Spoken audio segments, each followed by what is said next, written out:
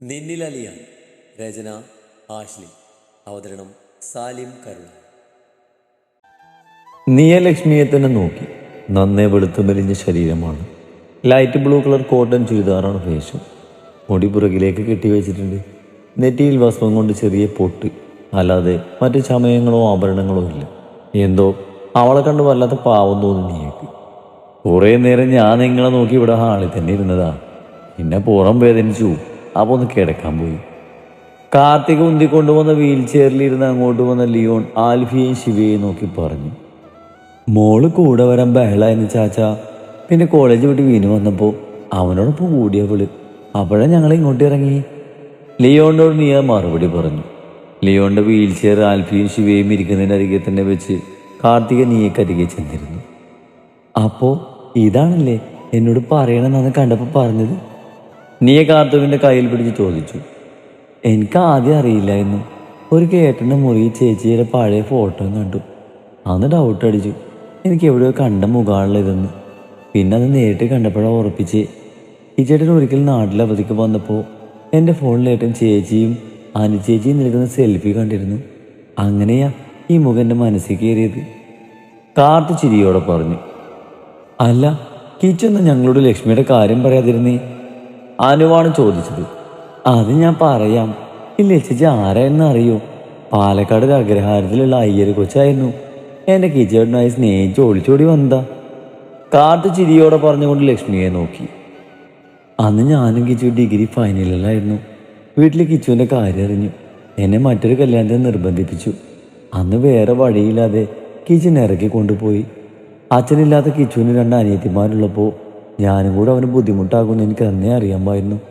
അതുകൊണ്ട് തന്നെ register marriage കഴിഞ്ഞും ഞങ്ങൾ ഒന്നിച്ച് ജീവിച്ചു തുടങ്ങിയില്ലായിരുന്നു. 2 പേർക്കും നല്ലൊരു ജോലിയൊക്കെ ആയി. കാർത്തുമോളുടെ പഠിത്തമൊക്കെ കഴിയട്ടെ എന്ന് ഓർത്തു. അതുകൊണ്ട് തന്നെ വിവാഹം കഴിഞ്ഞ കാര്യം അങ്ങനെ ആരോടും ഞങ്ങൾ പറഞ്ഞിരുന്നില്ല. ലക്ഷ്മി പറഞ്ഞത് നീ അവളെ വല്ലായ്മയോടെ നോക്കി. തൻ്റെ പ്രായമേ കാണും. ഈ കൊച്ചു പ്രായത്തിൽ തന്നെ ജീവിതം തുടങ്ങും മുമ്പ് വിധവ എന്ന വിധി. ലക്ഷ്മിക്ക് എന്താ പറ്റിയത്? വയ്യാത്തവളുടെ കാല് നോക്കി ശിവ ചോദിച്ചു. അത് ഏട്ടനെ മരണവാർത്ത അറിഞ്ഞ് ഇച്ചച്ചിക്ക് സ്ട്രോക്ക് വന്നു.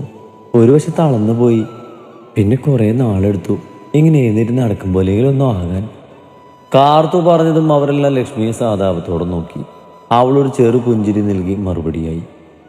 പെട്ടെന്ന് ലിയോൺ കണ്ണുകൾ കൊണ്ട് ലക്ഷ്മിയോട് പറയാൻ പറഞ്ഞതും ലക്ഷ്മി ഒരു ദീർഘനിശ്വാസം വിട്ടു. മോളെ കാർത്തു, എനിക്ക് നിങ്ങളോട് എല്ലാവരോടും ഒരു കാര്യം പറയണം. ലക്ഷ്മി പറഞ്ഞു തുടങ്ങിയതും കാർത്തുവിനടക്കം എല്ലാവരുടെ കണ്ണുകൾ അവളിൽ നിന്നു. കിച്ചു നിവൃത്തിയേട് കൊണ്ടാ അന്ന് നീയെ ചതിച്ചത്. ഉടനെ കുറച്ച് പണം ബാങ്കിൽ അടച്ചില്ലെങ്കിൽ അവർ വീട് ജപ്തി എന്ന് അറിയിച്ചപ്പോൾ അവന് മുന്നിലൊരു ഓഫർ വന്നു. നീയുടെ ഐഡിയിൽ നിന്ന് പ്രൊജക്റ്റ് ഡീറ്റെയിൽസ് അയച്ചു കൊടുത്താൽ ബാങ്കിൽ അടക്കാനുള്ള പണം അവർ കൊടുക്കാമെന്നും പറഞ്ഞു. കാർത്തുമോളുടെ ഫീസൊക്കെ ആയിട്ട് നല്ലൊരു തുക അന്നവന് കടുണ്ടായിരുന്നു. അതാ അവൻ തന്നോടങ്ങനെ. പൂർത്തിയാക്കാൻ കഴിയാതെ ലക്ഷ്മി ഒന്ന് വിങ്ങി. നീ അവളുടെ കൈകളിൽ മുറുകെ പിടിച്ചു. കാർത്തിക് ആ കാര്യങ്ങളൊക്കെ ഒരു ഷോക്കായിരുന്നു. അവൾക്ക് അറിയില്ലായിരുന്നല്ലോ ഒന്നും.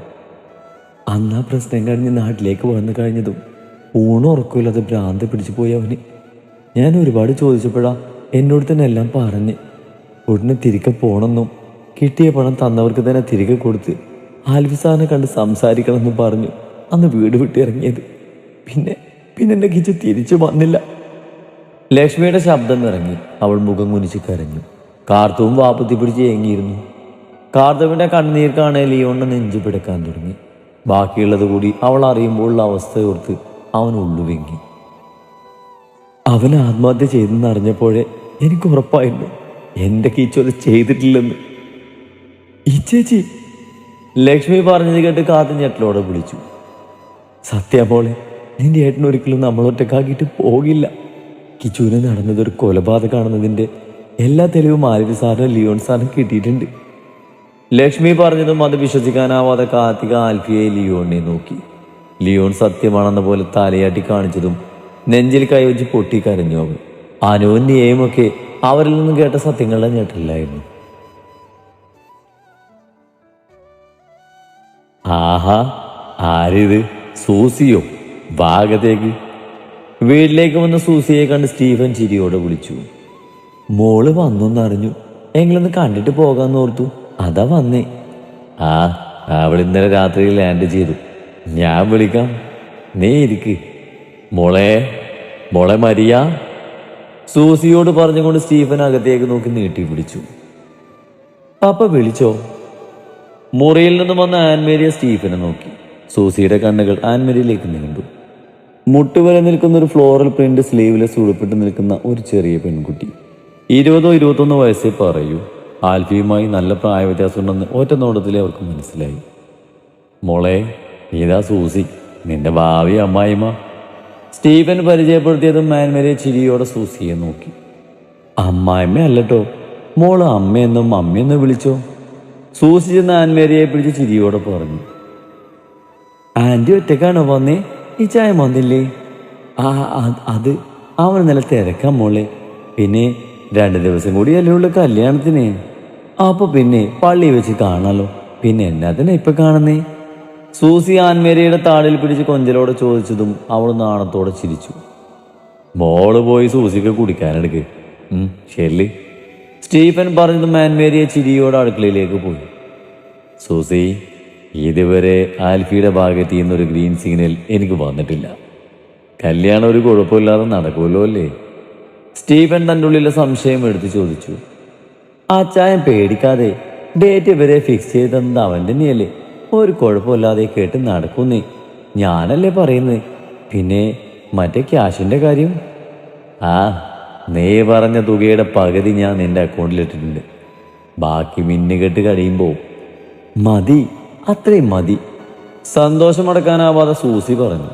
എങ്ങനെ നീ കെട്ട് നടക്കണം? അവ നാളെ തന്നെ ആൽഫി തന്നോട് പറഞ്ഞ കാര്യം പോയി ചെയ്യണം. സൂസി മനസ്സിലാലോചിച്ചു. നിനക്ക് കോൺഫിഡൻസ് ഉണ്ടല്ലോ അല്ലേ?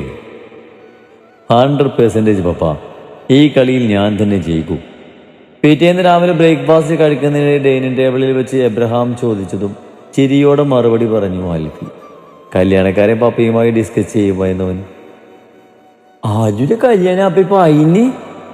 അപ്പൊ അടുക്കളയിൽ നിന്ന് ഓടി വന്ന കുഞ്ഞിപ്പെണ്ണ് അവർ പറയുന്നത് കേട്ട് ചോദിച്ചതും ആൽഫിന്ന് ചുമച്ചുപോയി. അവിടെ ഇരുന്ന് കഴിച്ചുകൊണ്ടിരുന്ന വീണ്ടും ചുണ്ടുമടക്കി ചിരിച്ചു. മോള് ചോദിച്ചത് കേട്ടില്ലേ? പറഞ്ഞു കൊടുക്കപ്പൻ. ഒരു കപ്പ് കോഫിയുമായി അങ്ങോട്ട് വന്ന് നീയ ദേഷ്യത്തോട് ആൽഫിയോട് പറഞ്ഞുകൊണ്ട് അവൻ്റെ മുന്നിലേക്ക് കോഫി പടയെന്ന് വെച്ചു. അവൻ ഓറി വന്ന ചിരിയോടെ നീയെ നോക്കി. പെണ്ണിന്റെ മുഖം ഒരു കിൻഡൽ കണക്കെ വീർപ്പിച്ച് വെച്ചിട്ടുണ്ട്. തൻ്റെ പ്ലാനൊക്കെ വള്ളി പുള്ളി തെറ്റാതെ അവളോട് പറഞ്ഞതാണെങ്കിലും പെണ്ണിന്റെ മുഖം ഇതുവരെ തെളിഞ്ഞിട്ടില്ല. പഴപ്പേ, കുഞ്ഞി ആൽഫിയുടെ കാലിൽ പിടിച്ച് വാശിയോടെ വിളിച്ചതും ഹിങ്ങു പാടി എൻ്റെ കാന്താരി എന്നും പറഞ്ഞവൻ അവളെ വാരിയെടുത്ത് മടിയിൽ വെച്ചു. അതുടെ കല്യാണ പാപ്പ പഴഞ്ഞേ? അത് പാപ്പക്ക് ഏറ്റവും ഇഷ്ടമുള്ളൊരു കുശുമ്പി പെണ്ണ് കെട്ടുന്ന കാര്യ പറഞ്ഞേ. കുശുമ്പിയോ? ഒരു കുശുമ്പി കൊടുക്കാം. കുഞ്ഞിപ്പെണ്ണ് ചോദിച്ചതും അവളുടെ കവളിൽ പിടിച്ചുകൊണ്ട് അടുത്ത് നിൽക്കുന്നവളെ നോക്കി കണ്ണിറക്കി ആൽഫി. അപ്പോ അമ്മയാഞ്ഞോ പാപ്പ കേറ്റുന്നേ? നമുക്ക് ഭയങ്കര കൂച്ചുമാഞ്ഞു പാപ്പ പായല്ലോ. കുഞ്ഞിപ്പെണ്ണ് വലിയ കാര്യം പോലെ ചോദിച്ചതും ആൽഫിയുടെ നീലക്കണ്ണുകൾ മിഴിഞ്ഞു. അവൻ നീയെ ഒന്ന് നോക്കിയതും പെണ്ണവണെ കണ്ണുട്ടി കാണിച്ചു. ഈയടി, അത് പിന്നെ ചുമ മോളെ കളിപ്പിക്കാൻ. അവൻ നിന്നും തപ്പി. അജല്ലോ, ഇന്നാലെ അമ്മയുടെ കൂച്ചുമ്മ മാറ്റാൻ അന്നും പായഞ്ഞു. പാപ്പ അമ്മക്ക് ഇച്ചിരി ഉമ്മ കൊയറ്റില്ലേ?